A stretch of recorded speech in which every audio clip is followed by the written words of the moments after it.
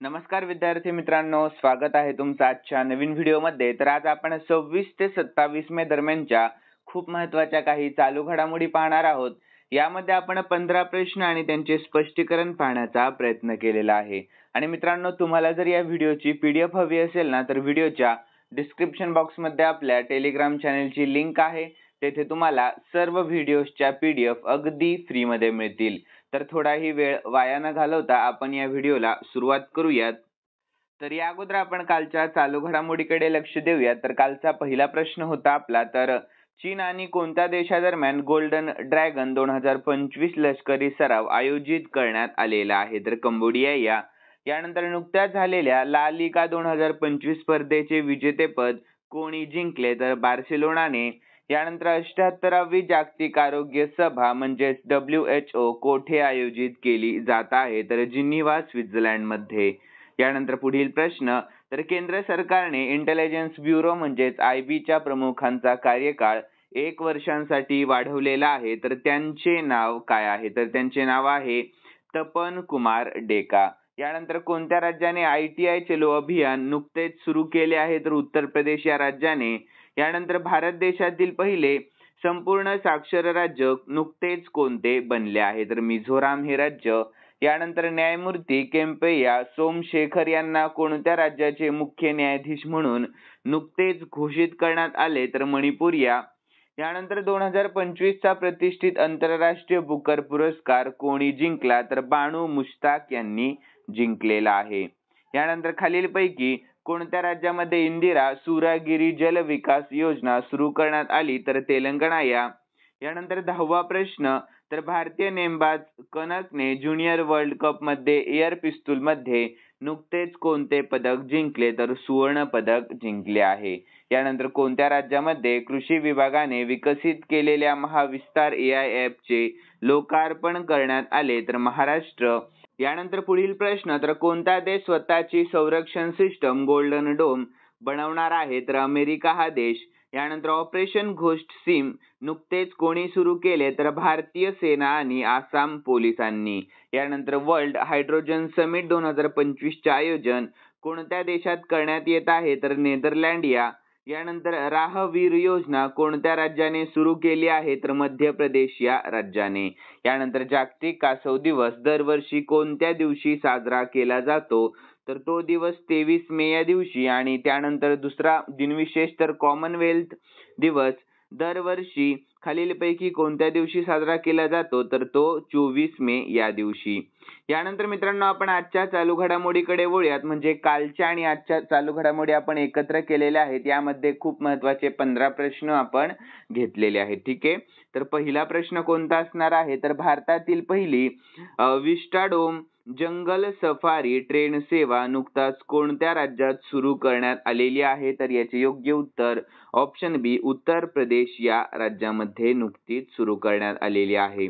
यानंतर आपण याविषयी शॉर्टमध्ये महत्त्वाची माहिती पाहून घेऊया। तर मित्रांनो, उत्तर प्रदेश सरकारने बहराइच जिल्ह्यातील कतरनिया घाट वन्यजीव अभयारण्याला पिलीभीतमधील दुधवा व्याघ्र प्रकल्पाशी जोडणारी विस्टाडोम कोच सेवा सुरू केली आहे, ज्यामुळे विस्टाडोम ट्रेनद्वारे जंगल सफारी देणारे हे भारतातील पहिले राज्य बनले आहे। यानंतर पुढील प्रश्न, तर खालीलपैकी कोणत्या राज्याच्या विभागाने 16वी आशियाई सिंह गणना प्रसिद्ध केलेली आहे? तर योग्य उत्तर आहे ऑप्शन ए, गुजरात या। कोणत्या? तर गुजरात या राज्याच्या विभागाने। तर यानंतर आपण याविषयी शॉर्टमध्ये महत्त्वाची माहिती पाहूया। तर गुजरात वन विभागाने जाहीर केलेल्या 16व्या जनगणनेनुसार गुजरातमध्ये आशियाई सिंहांची म्हणजेच पॅन्थेरा लिओ पासिका यांची संख्या 5 वर्षांमध्ये 674 वरून 891 पर्यंत वाढेल। त्यानंतर मित्रांनो, प्रोजेक्ट लायन म्हणजे काय आपण हे देखील पाहून घेऊया। तर 2020 मध्ये घोषित केलेला प्रोजेक्ट लायन हा एक दीर्घकालीन उपक्रम आहे, ज्याचा मुख्य उद्देश आहे शाश्वत पर्यावरण निर्माण करून आशियाई सिंहांचे भविष्य सुरक्षित करणे। यानंतर गुजरात विषयी शॉर्टमध्ये महत्त्वाची माहिती पाहूयात। तर गुजरातची राजधानी आहे गांधीनगर। सध्याचे मुख्यमंत्री भूपेंद्रभाई पटेल, सध्याचे राज्यपाल आचार्य देवव्रत आणि राष्ट्रीय उद्यान आहे गीर राष्ट्रीय उद्यान, वेळवदार राष्ट्रीय उद्यान, बनसाडा राष्ट्रीय उद्यान आणि सागरी राष्ट्रीय उद्यान आणि तेथील प्रसिद्ध लोकनृत्य आहे गरबा. ठीक आहे. यानंतर मित्रांनो पुढील तिसऱ्या प्रश्नाकडे वळूयात आपण. तर पंतप्रधान नरेंद्र मोदी यांनी कोणत्या योजनेअंतर्गत 18 राज्यांमध्ये 103 अमृत केंद्रांचे नुकतेच उद्घाटन केले आहे? तर याचे योग्य उत्तर काय आहे? तर option A Amrit Bharat station Yojana. लक्षात ठेवा. तर यानंतर आपण याविषयी शॉर्टमध्ये महत्त्वाची माहिती पाहूयात मित्रांनो.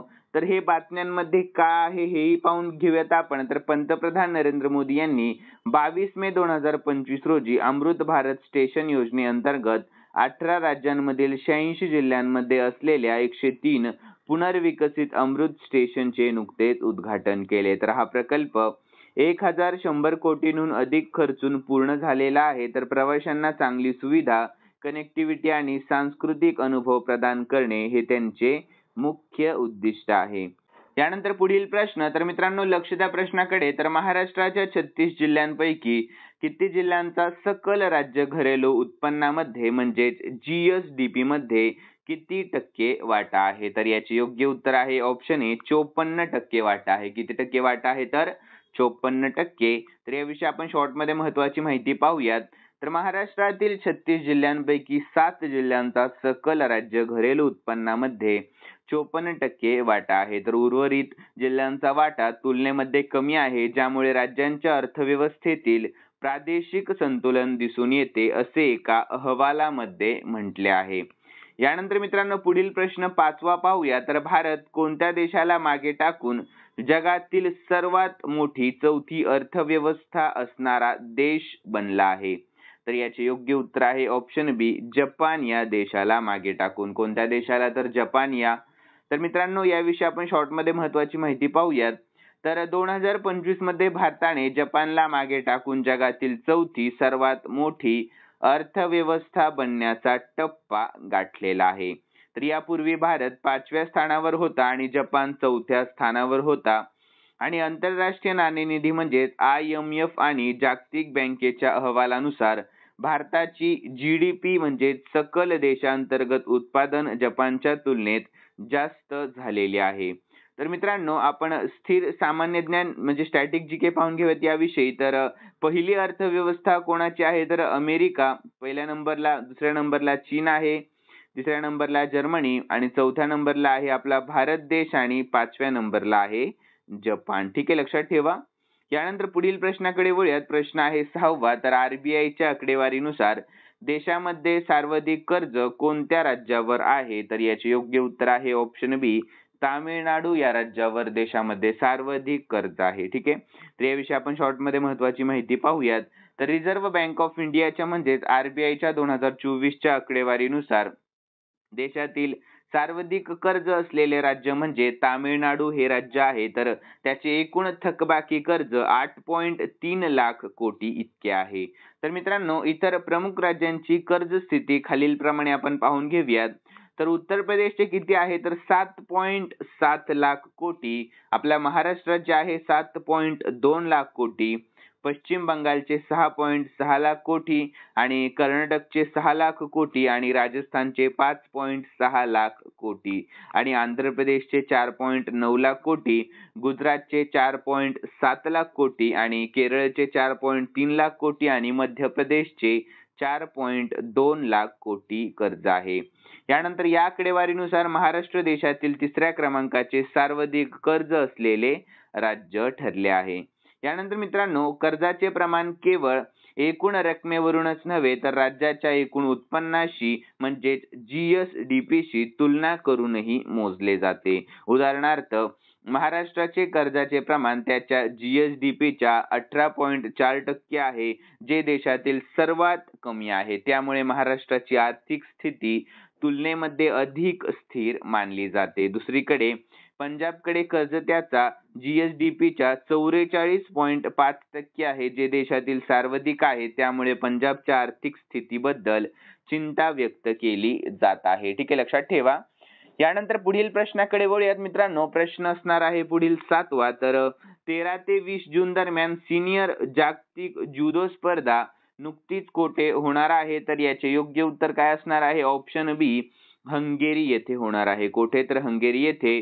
तर याविषयी शॉर्टमध्ये महत्त्वाची माहिती पाहूयात आपण. तर 13 ते 20 जून 2025 दरम्यान सिनियर जागतिक जुदो स्पर्धा हंगेरीच्या बुडापेस्ट शहरामध्ये होणार आहे. तर या स्पर्धेमध्ये 87 देशांतील सुमारे 500 खेळाडू सहभागी होणार आहेत. यानंतर ही स्पर्धा 2028 ऑलिम्पिकसाठी महत्त्वाची मानली जाते आणि अंतिम दिवशी मिश्र संघ स्पर्धा देखील होणार आहे.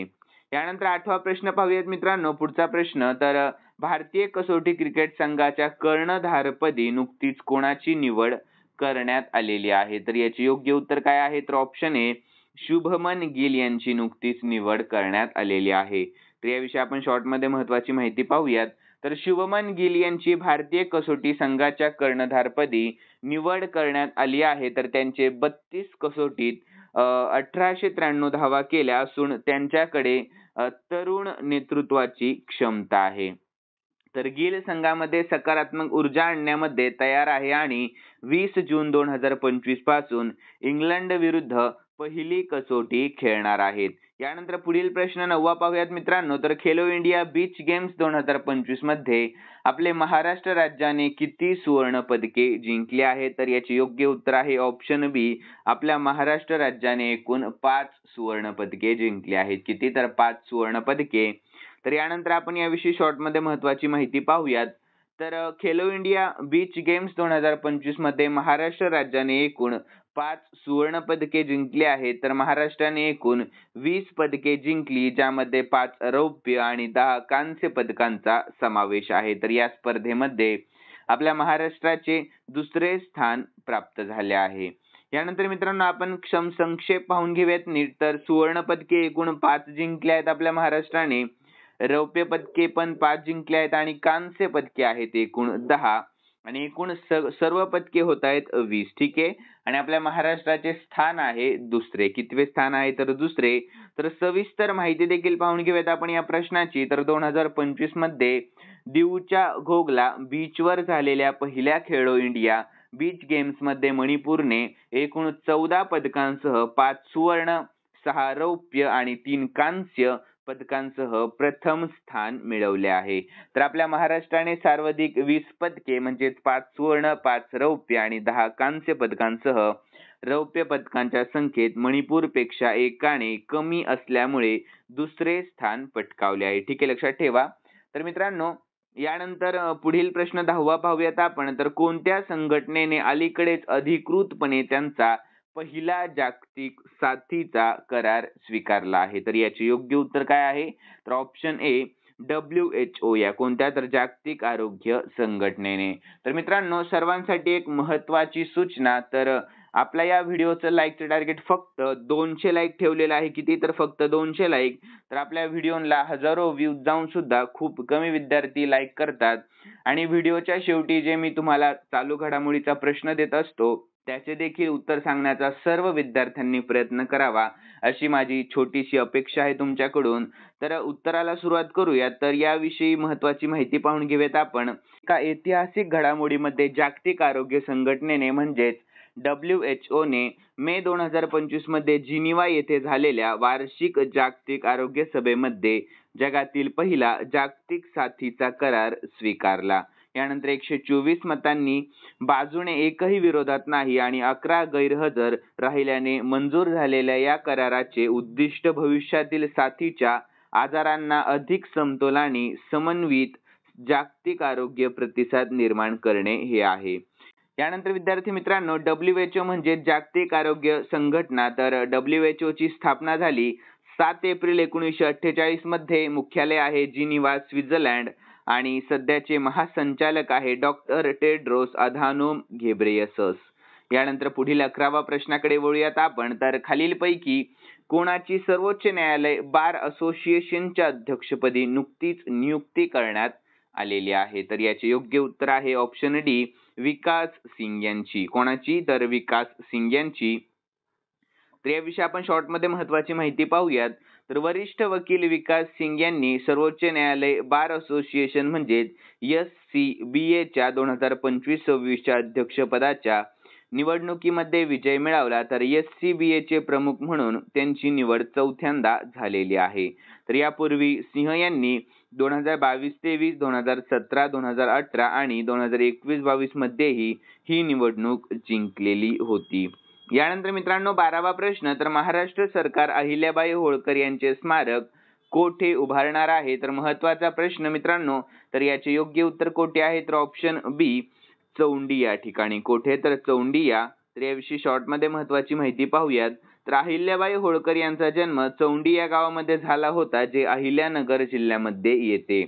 म्हणूनच महाराष्ट्र सरकारने चौंडी येथे त्यांचे भव्य स्मारक उभारण्याचा निर्णय घेतलेला आहे. आणि हे ठिकाण त्यांच्या स्मृतींना उजाळा देण्यासाठी, स्त्री शक्तींचा गौरव करण्यासाठी आणि पर्यटन दृष्ट्याही महत्त्वाचे ठरणार आहे. तर मित्रांनो या प्रश्नाचे आपण महत्त्वाचे स्टॅटिक जीके पाहून घेऊयात काही वन लाईन मध्ये. तर अहिल्याबाईंचा जन्म झाला 31 मे 1725 मध्ये चौंडी महाराष्ट्रामध्ये आणि त्यांनी अनेक धर्मस्थळांचे पुनर्निर्माण केलेले आहे आणि त्यांना राजमाता आणि होळकर घराण्याचा आदर्श शासिका म्हणूनही ओळखले जाते. यानंतर पुढील प्रश्न, तर नीती आयोगाच्या 10व्या गव्हर्निंग कौन्सिल बैठकीचे अध्यक्षपद नुकतेच कोणी भूषवले आहे? तर याचे योग्य उत्तर ऑप्शन ए पंतप्रधान नरेंद्र मोदीजींनी. कोणी? तर पंतप्रधान नरेंद्र मोदी. तर याविषयी आपण शॉर्ट मध्ये महत्त्वाची माहिती पाहूयात. तर पंतप्रधान नरेंद्र मोदी यांनी नवी दिल्ली येथे नीती आयोगाच्या 10व्या गव्हर्निंग कौन्सिल बैठकीचे अध्यक्षपद भूषवले आहे. तर या वर्षाची थीम आहे 2047 साठी विकसित भारतासाठी विकसित राज्य. ठीक आहे, लक्षात ठेवा थीम. यानंतर मित्रांनो पुढील माहिती पाहूया. तर 10व्या प्रशासकीय परिषदेच्या बैठकीमध्ये राज्य आणि केंद्रशासित प्रदेशांचे मुख्यमंत्री आणि उपराज्यपाल, केंद्रीय मंत्री आणि नीती आयोगाचे उपाध्यक्ष, सदस्य व मुख्य कार्यकारी अधिकारी उपस्थित होते. आणि नीती आयोगाविषयी देखील आपण शॉर्ट मध्ये महत्त्वाची माहिती पाहूया. तर मित्रांनो नीती आयोग म्हणजे काय? तर national institute for transforming India. लक्षात ठेवा नीतीचा लॉंग फॉर्म. यानंतर आपण भारत सरकारच्या कार्यकारी निर्णयाद्वारे नीती आयोगाची स्थापना करण्यात आली आणि ते 1 जानेवारी 2015 रोजी लागू झालेले आहे. आणि उपाध्यक्ष सध्याचे कोण आहेत? तर सुमन बेरी हे सध्याचे उपाध्यक्ष आहेत. आणि मुख्य कार्यकारी अधिकारी कोण आहेत सध्याचे? तर BVR सुब्रमण्यम हे सध्याचे मुख्य कार्यकारी अधिकारी आहेत. यानंतर पुढील प्रश्न, तर भारतीय भालाफेकपटू नीरज चोप्राने जनुज कुसोकिन्स्की मेमोरियल स्पर्धेमध्ये कोणते पदक जिंकले आहे? तर याचे योग्य उत्तर आहे ऑप्शन सी रौप्य पदक जिंकले आहे. कोणते पदक? तर रौप्य पदक. तर यानंतर याविषयी शॉर्ट मध्ये आपण महत्त्वाची माहिती पाहून घेऊया. तर पोलंड मधील चोर्झो येथे 2025च्या जानुज कुसोझिन्स्की मेमोरियल मीट मध्ये भारताचा स्टार भालाफेकपटू नीरज चोप्राने रौप्य पदक जिंकले आहे. यानंतर मित्रांनो 2 वेळा ऑलिम्पिक पदक विजेत्याने 84.14 मीटरचा फेक नोंदवला आणि 2021 नंतर हे त्याचे सलग 22वे टॉप 2 स्थान होते. लक्षात ठेवा. यानंतर 15वा प्रश्न, तर इस्रोने कोणते वर्ष गगनयान वर्ष म्हणून जाहीर केलेले आहे? तर याचे योग्य उत्तर आहे ऑप्शन ए 2025 हे वर्ष. कोणते वर्ष? तर 2025 हे. तर याविषयी आपण शॉर्ट मध्ये महत्त्वाची माहिती पाहूयात. तर इस्रोने 2025 हे गगनयान वर्ष म्हणून घोषित केलेले आहे. यानंतर या वर्षी भारताची पहिली मानव रहित अंतराळ मोहीम होणार असून व्योममित्रा नावाची महिला रोबोट अंतराळामध्ये पाठवली जाणार आहे. तर ही मोहीम भारताच्या अंतराळ संशोधनामध्ये ऐतिहासिक पाऊल ठरणार आहे. यानंतर मित्रांनो एक प्रश्न एक्स्ट्रा घेतलेला आहे आणि हा प्रश्न आपला दिनविशेषवर ठरणार आहे. तर भारताचे पहिले पंतप्रधान पंडित जवाहरलाल नेहरू यांचे निधन केव्हा झाले होते? तर याचे योग्य उत्तर काय आहे? तर ऑप्शन सी 27 मे 1964 रोजी त्यांचे निधन झाले होते. तर मित्रांनो आज 27 मे असल्या कारणाने हा प्रश्न मी घेतलेला आहे. लक्ष द्या प्रश्नाकडे. तर याविषयी आपण शॉर्ट मध्ये महत्त्वाची माहिती पाहूयात. तर पंडित जवाहरलाल नेहरू हे स्वातंत्र्य भारताचे पहिले पंतप्रधान होते. तर त्यांनी 15 ऑगस्ट 1947 रोजी पंतप्रधान पदाची सूत्रे स्वीकारली आणि 27 मे 1964 रोजी त्यांचे निधन झाले. तर त्यांनी भारताला औद्योगिकीकरण, विज्ञान, शिक्षण आणि धर्मनिरपेक्षतेच्या मार्गावर नेले. तर त्यांच्या मृत्यूनंतर देशभरामध्ये शोक व्यक्त करण्यात आलेला होता. तर नेहरूंची चाचा नेहरू अशी ओळख मुलांमध्ये विशेष प्रसिद्ध होती. आणि यानंतर मित्रांनो रमाबाई आंबेडकर या डॉक्टर बाबासाहेब आंबेडकर यांच्या पत्नी होत्या, तर त्यांचे खरे नाव होते रमाई. ठीक आहे. तर मित्रांनो त्यांनी बाबासाहेबांच्या संघर्षमय जीवनामध्ये मोठा आधार दिला. अत्यंत हालाकीच्या परिस्थितीमध्ये त्यांनी संसार सांभाळला आणि त्यांचे देखील निधन आज म्हणजे 27 मे 1935 रोजी मुंबई येथे झाले होते. लक्षात ठेवा. यानंतर मित्रांनो खालील प्रश्न मी स्पेशली तुमच्यासाठी ठेवलेला आहे आणि हा प्रश्न आपण कालच्या चालू घडामोडीमध्ये पाहिला होता. ज्यांनी कालचा व्हिडिओ पाहिलेला असेल त्यांना नक्कीच या प्रश्नाची उत्तर येईल अशी मी अपेक्षा करतो. तर प्रश्न असा आहे, 2025 चा प्रतिष्ठित आंतरराष्ट्रीय बुकर पुरस्कार नुकताच कोणी जिंकला आहे? तर याचे योग्य उत्तर तुम्हाला आपल्या कॉमेंट बॉक्समध्ये सांगण्याचा प्रयत्न करायचा आहे. आणि मित्रांनो तुम्हा सर्वांना जर उत्तर येत असेल तर प्लीज कॉमेंट बॉक्समध्ये उत्तर सांगण्याचा प्रयत्न करत जा आणि आजचं आपलं 200 लाईकचं टार्गेट नक्की सर्वांनी पूर्ण करण्याचा प्रयत्न करा. जर तुम्हाला आजचा व्हिडिओ आवडलेला असेल तर नक्कीच या व्हिडिओला लाईक करा आणि सबस्क्राईब करायला अजिबात विसरू नका. तर चला भेटूयात नवीन व्हिडिओमध्ये. धन्यवाद.